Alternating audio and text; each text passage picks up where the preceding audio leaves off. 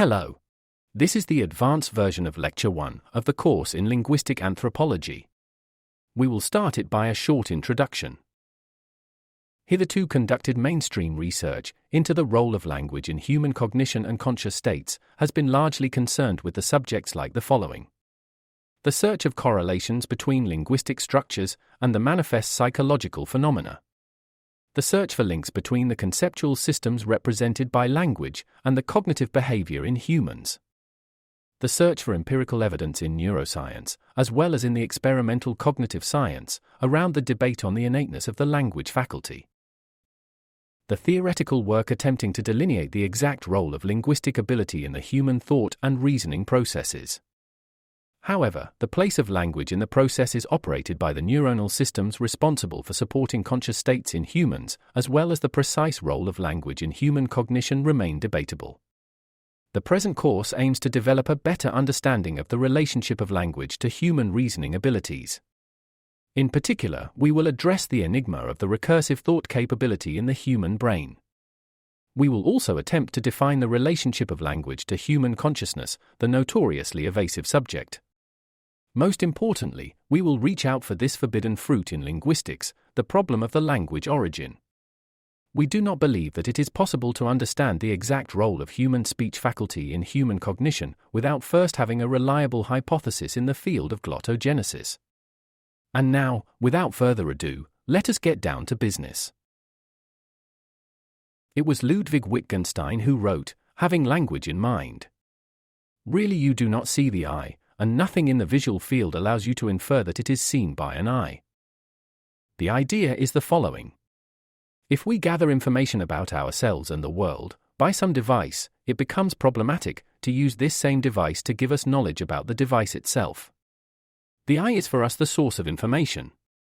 But this information tells us nothing about the eye itself, about how the eye came up with all we know about the world and ourselves in it.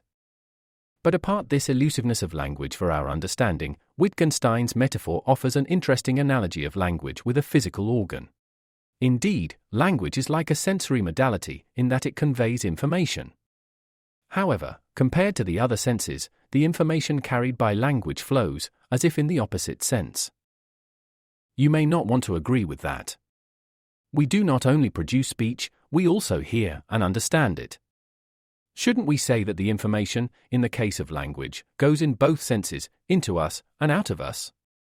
Let us think about it. Speech faculty seems to have as its fundamental quality the ability to react upon the environment, and to do it physically, through a vocalization. So, our linguistic system would have as its primary function the task to organize a response of our body to the environment, send the information from the body to the outer world, not receive the information from it. In this sense, language is more like our leg, or our arm, in their reactive function. Returning to Wittgenstein, we can also call language our eye, but an eye which has acquired an ability to perform a reactive action for the body. It is a strange eye, though, located largely outside of us. This idea may sound absurd, but it is not.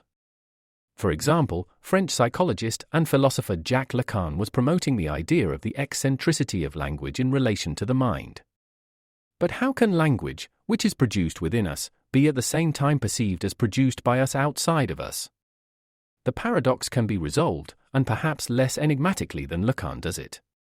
As we will see later, when we hear speech produced by the other humans, we still perceive it as our own speech, and we use it to have an impact on the environment. When we perceive other people's vocal messages, we may like them or not. We may agree with them or disagree with them. We may technically categorize them as coming from the outside, and thus being an input. But at the same time, we always relate to these messages as to the elements of our own internal linguistic self. By virtue of their addition to our mental states, our self exists continuously in linguistic operations, avoiding stagnation, degradation, and disintegration. We will be returning to this point in our lectures, so the concept will get clearer. Another important point that we will be making is this. It seems intuitive that when forming a verbal message, a speaker assigns verbal or gestural symbols to references which he perceives outside as mental images that reflect reality. But our mental image of an object and this object are not the same. This is, of course, the point that Ferdinand de Saussure was making. Words do not represent real objects, but mental phenomena that real objects create in the brain. We extend the great linguist's thought by suggesting that words are for some reason needed to structure these phenomena in a human brain in a certain way. Later in our lectures, we will offer our view on why the mental phenomena require specifically linguistic structuring. We admit that some concepts we are using are not intuitive. For example, it may not be easy to perceive the difference between a representation of a real object and a representation of the percept of this object. We will walk you through the process once again. An individual forms a percept of an object in his mind. The percept gets created on the basis of the information received about this object by the senses. After that, language organizes the percept of the object by structuring it linguistically so that the individual could share this percept with the other individuals. Doesn't the word in this case remain a representation of the real object, even if it is a result of a series of internal transformations of the initial percept of reality in the brain? It does not. Human communication has a completely different nature from its animal analog. Animals just create an embodied first-hand copy of reality when they communicate. They become this reality by representing it in their behavior. In contrast, when humans communicate, they share with the other individuals customized, personal copies of reality which get created in their brain. Don't they risk losing touch with reality? Some scientists suggest that the recipient of a verbal message forms her mental phenomena by combining the mental images received from the other individual in a linguistic form and the information delivered in the sensorial mode directly from reality to her nervous system. This way, the reality always remains on the radar of the individual. But the recipient's phenomena become hybrids, made of her own sensorial perception of reality, the percept of the linguistic message received, and her own percept of the whole. This reality needs to be shared with the other individuals urgently. It needs to be evacuated from the mental space, thrust into the mental space of another person. We will explain why this happens later in detail. For now, retain the following concept. It is unbearable for a human to keep her individual mental reality inside her mind, without sharing it with the other people. A biological form of matter would always strive to replicate reality adequately in prescribed reactions, as animals do. Any idiosyncratic reaction, distorting reality for the senses and confusing the biological systems, an example of such reaction being the creation of an individual mental replica of reality, must be immediately gotten rid of. The main motivation behind the use of language is not productive communication, but this need to externalize, i.e., get rid of one's individual mental states which do not entirely conform to reality. In conversing with each other, we try to align our individual mental states, created on the basis of reality, with the reality presented to us by the senses. Or at least, we try to get rid of our individual mental images of reality, and be left only with the sensorial information. But this is a problematic exercise.